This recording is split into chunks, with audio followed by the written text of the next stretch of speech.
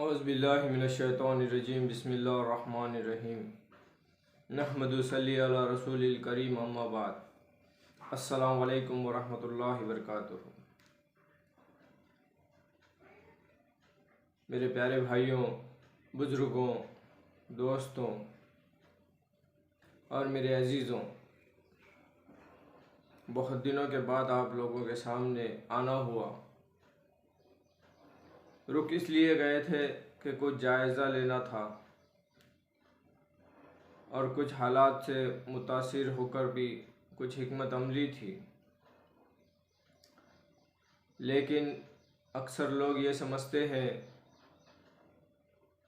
کہ حالات سے متاثر ہونا اور اپنے قدموں کو پیچھے لینا اس کو کمزوری سمجھتے ہیں۔ یہ کمزوری نہیں ہے، اس میں تھوڑی سی حکمت عملی ہوتی ہے اور حالات کا جائزہ لینا تھا، اور حالات کے جائزے میں کچھ باتیں سامنے آئی ہیں، اس لحاظ سے آپ کے سامنے بات رکھنا چاہتے ہیں کہ دیکھیے ہندوستان کے جو حالات چل رہے ہیں، موجودہ حالات، تو ایک ایسا زہر ہندوستان کے اندر گھولا جا رہا ہے، وہ ذاتیواد کا زہر ہے۔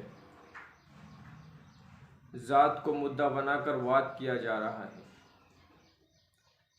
ہندو مسلم کو لڑایا جا رہا ہے اور ایک ڈر اور ایک خوف پیدا کیا جا رہا ہے۔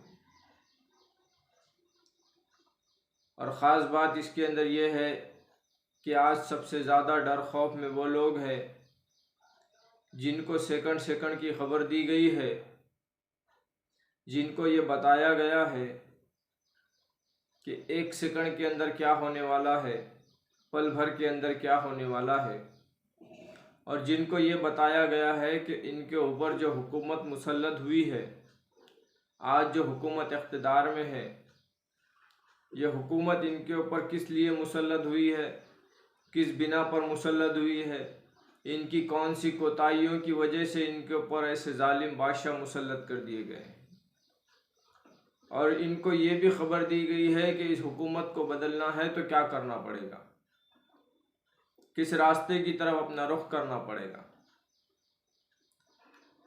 جن کا رازق اللہ ہے، جنہیں پتہ ہے کہ ہمیں رزق دینے والا اللہ ہے، ہمیں زندگی اور موت دینے والا اللہ ہے، ہمارے سارے معاملات کو بنانے والا اللہ ہے، وہی لوگ آج سب سے زیادہ پریشان ہیں۔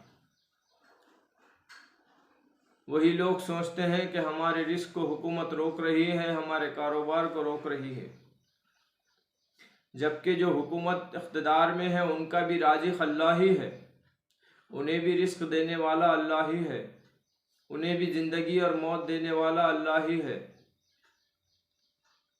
پوری دنیا، پوری کائنات کے اندر ایک پتا بھی نہیں ہل سکتا اللہ کی مرضی کے بنا۔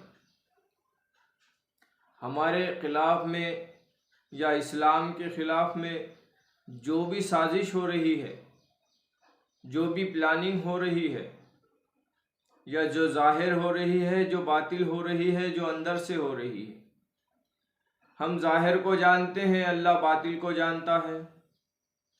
ہم زبان کے الفاظ کو سمجھتے ہیں، وہ دل میں آنے والی بات کو سمجھتا ہے۔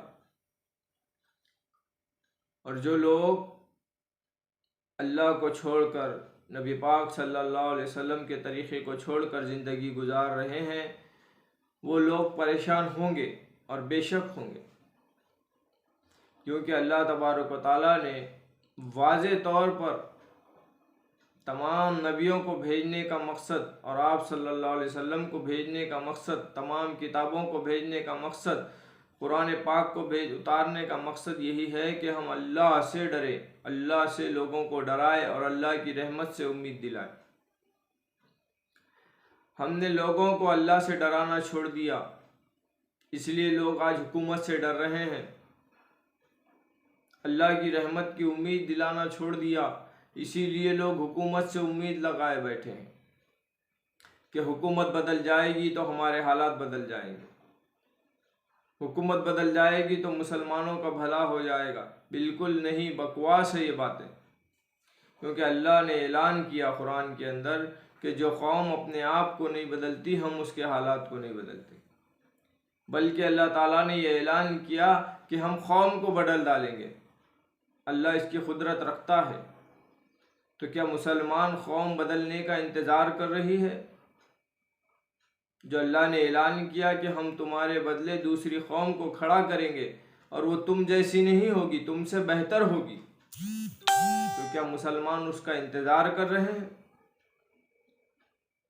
ہر آدمی اپنے کام میں مصروف ہے، ہر آدمی اپنے عمل میں مصروف ہے، ہر آدمی اپنے گھر بار کاروبار میں مصروف ہے، ہر آدمی اپنے اعتبار سے مطمئن ہے کہ میں اس پر نجات پالوں گا۔ صرف ڈر ہے تو حکومت کا ہے۔ حکومت کے خلاف بول کر ہندوستان میں نہیں رہ سکتے، لیکن اللہ کے خلاف زندگی گزار کر اس زمین پر رہ سکتے ہیں۔ اللہ کے حکموں کو توڑ کر، نبی کے طریقے کو چھوڑ کر ہم بنداس زندگی گزارتے ہیں۔ آج مسلمانوں کو دیکھیں گے تو ڈر خوف کے اندر وہی لوگ ہیں جن کو قرآن کے ذریعے سے یہ بتایا گیا کہ ان کا رازق اللہ، ان کا مالک اللہ، ان کو زندگی دینے والا اللہ، ان کو موت دینے والا اللہ۔ اور جو لوگ اس ملک کے اندر یہ زہر گھول رہے ہیں، ذاتی واد کا زہر، تو یہ لوگوں کو انسانوں کی کوئی پرواہ نہیں ہے، کیونکہ یہ لوگ صرف بول کر ہٹ جائیں گے۔ لڑنے والے عام عوام لڑے گی، عام عوام کا نقصان ہوگا۔ ہم کس لیے لڑ رہے ہیں؟ ہمارا کیا مفاد ہے؟ ہماری کیا دشمنی ہے؟ کسی مسلمان کی کسی نان مسلم سے کیا دشمنی ہے جو آپس میں لڑنے کے لیے میدان میں آئیں گے؟ یہ تو حکومت چاہتی ہے کہ ہم آپس میں لڑیں اور ان کی روٹی سیکتے رہیں گے، یہ راجنیتی چلاتے رہیں۔ ان کے پاس کوئی مدعا نہیں بتا، اسی لیے یہ لوگ ہندوستان کے اندر ایک دوسرے کو لڑا رہے ہیں، ایک دوسرے کے اندر ایک دوسرے کا ڈر بٹھا کر یہ اپنا ڈر دبدبا اپنا بنائے رکھنا چاہتے ہیں۔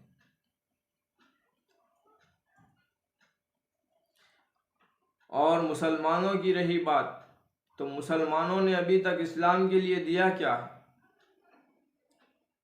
ہمارے اوپر جو حالات، جس کو ہم کہتے ہیں کہ ہم پر مسلمان ہونے کی وجہ سے مصیبتیں آ رہی ہے، ہمیں دین کے اوپر مصیبتیں آ رہی ہے، کوئی ایسی بات نہیں ہے۔ ہم نے دین پر ابھی کچھ لگایا ہی نہیں، ہم دین پر ابھی جمے ہی نہیں، ہم نے نبی کی بات کو مانا ہی نہیں، ہم نے نبی کے طریقے کو اپنایا ہی نہیں۔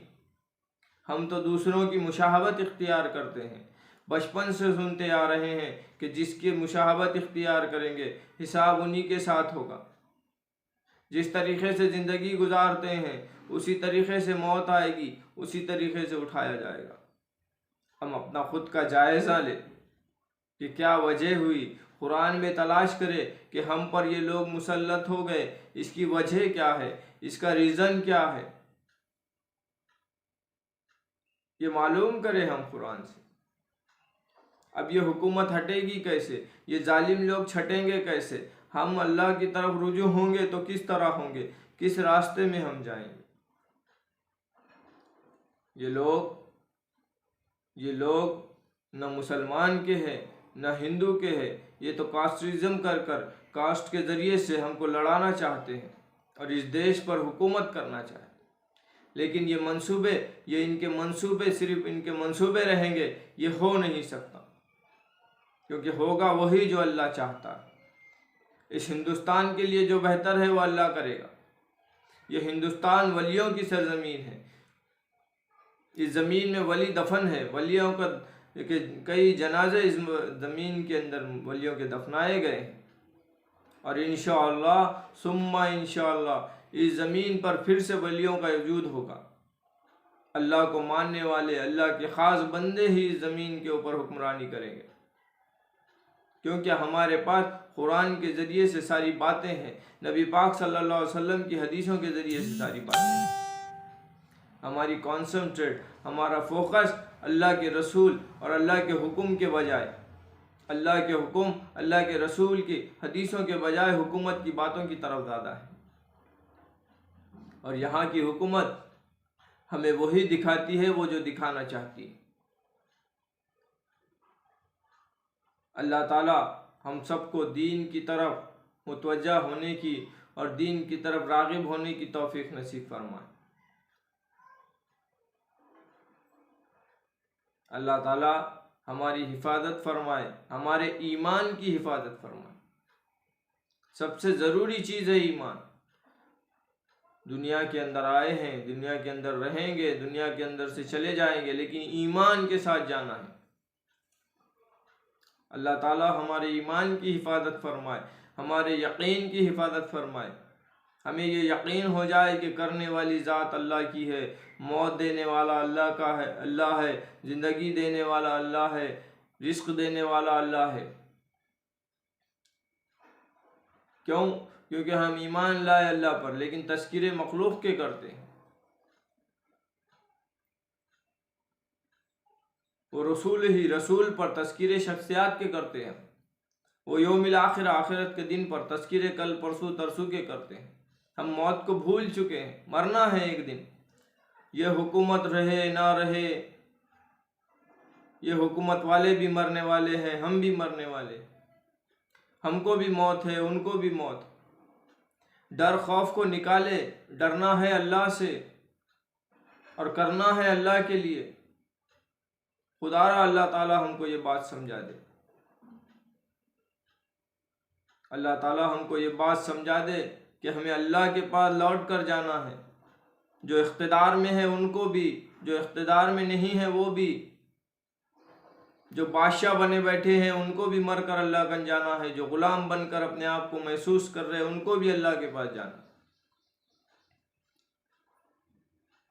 کیا وجہ ہے کہ ہمارے اوپر ظالم بادشاہ مسلط ہو گئے، ایک دوسرے کو لڑا رہے ہیں، ایک دوسرے کو کاٹنے پر مجبور کر رہے ہیں؟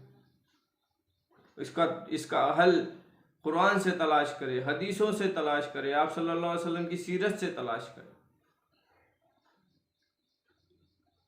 اللہ تعالی ہم سب کی رہنمائی فرمائے، دستگیری فرمائے، اور اللہ تعالی ہمیں اچھے رہبر دلائے اور ہمیں اچھے رہبر کے ساتھ میں اپنے حق کے راستے کی طرف چلائے۔ اللہ تعالیٰ سے دعا ہے کہ اللہ تعالیٰ یہ ڈر خوف کو ختم کرے، اور اللہ اپنا ڈر، اپنا خوف اور اپنی امید ہمارے دلوں میں بٹھا دے۔ السلام علیکم ورحمۃ اللہ وبرکاتہ۔